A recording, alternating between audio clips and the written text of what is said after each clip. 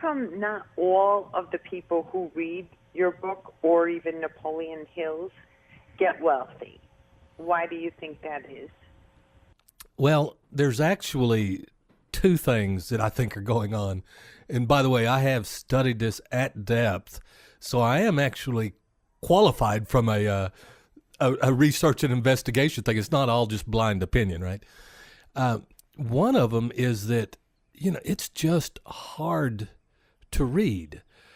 Reading is a beta job, a high brainwave. And what if you'll take one step back and imagine that you just stepped in a time machine and you went back 100,000 years, and maybe there's rudimentary language, but there is no alphabet, and you saw a book. What you would see in that book, and I'm not saying, you might be marveled because it looks modern and it swivels on the hinges. I'm saying when you open those pages, you would see a bunch of squiggles and symbols that obviously meant something. Is that not true? That's true, yes. Yeah. And so that's what writing is. It's just squiggles on a page, and we have to work to interpret it. And here's a question I'd like to ask both of you. Have you ever, like I have many, many times, read a page, a paragraph, sometimes a sentence, and known that I didn't get it and I had to go back right then and there and try and read it and get it? Yeah, definitely, yes. Yeah. So that's one thing that's going on, is that it's hard to get it, and there's so much work that you lose so much baggage. It's like if you have to unload the entire trailer, you may not really feel really good about trying on one of the new T-shirts that come out of one of the boxes in the semi truck. Not right now, no. But the other one is people are notorious for not following through.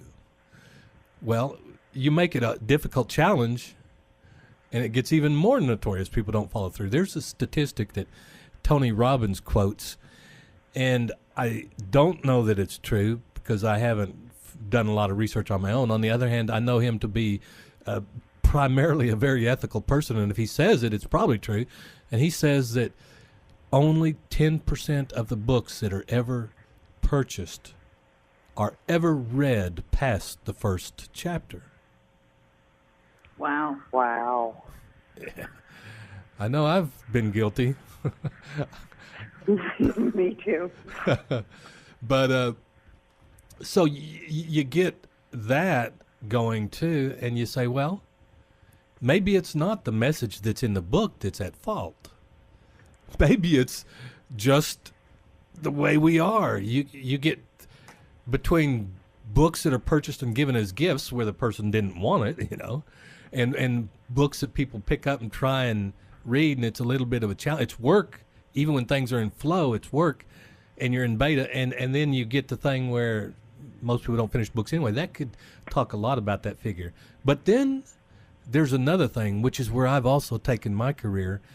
And, of course, creating an audiobook of the new Think and Grow Rich is a very easy and basic first thing, right? People would say, well, that's not revolutionary. No, it's not. On the other hand, it's easier to understand the spoken word than it is the written word. And you can catch it wherever you are. If you take the bus or the train to school or work, you put it on your iPhone or iPad or iPhone. And if you got it and you're driving your own car, you just put it on CD and you do it, and you can also listen to it in your house. So it's a lot more accessible, and it's in not just in understandability, but in being around and living the way we live. And then I went beyond that, though, and look, see, this is how close we're connected with Australia. I went searching for the very top sound engineer in the entire world.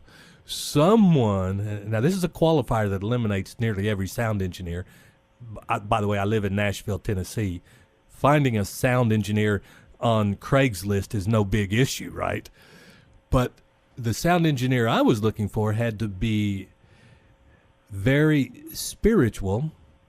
Now, I did not say religious. I said spiritual, which means they're tuned into understand and live to some degree and attempt to live a quantum life, a holistic kind of life. In other words, they had to be a positive person, not just crafty and able to make money.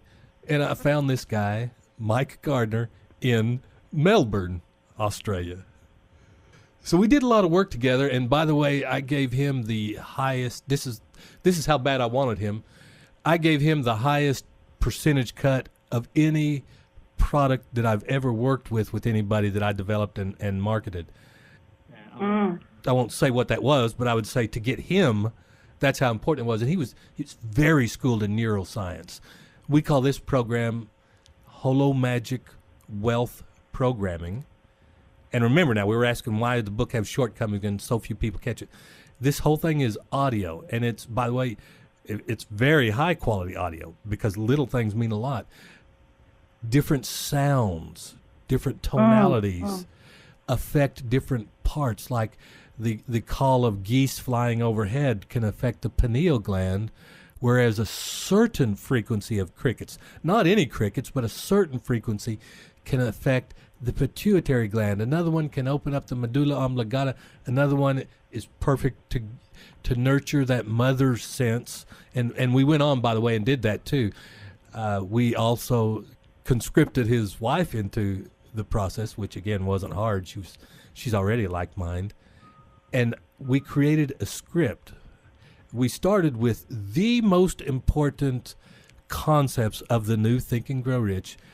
We created affirmations, positive statements in the you person and in the I person. We created that, and then we created a story script, shamanic storytelling, and we put this neuroscience-based, tested, research-driven. By the way, most of our research that fueled this whole thing began in 1994. So this is a new science, and it began in Stanford University, and it moved over. Mayo Clinic has now picked up, and they're both very, very advanced. And so the whole thing that we've done is we've been able to affect, and it's with repeated listening, right? If you just listen to it once, you'll go places you've never been, but you won't have permanent changes. It'll wear off after a few days. But with repeated listenings of a period, the program is designed to go for 90 days. If you will give it a good try during that 90 days, we know nobody can listen to every single day, and we've got that plugged in there too. But on the other hand, like we say, we know it won't change your life if you get and listen to it twice. But that creates, and again, remember, we're following high-level neuro research with tests and graphs and machines and and longitudinal overtime and nurses and keeping up with everything. It creates what Stanford first termed, now we call it something else, but Stanford termed it a structural brain change. Wow. You think about it, structural brain change. If you are changed, then you're not going to do what you used to do before. You're going to do new things. Exactly.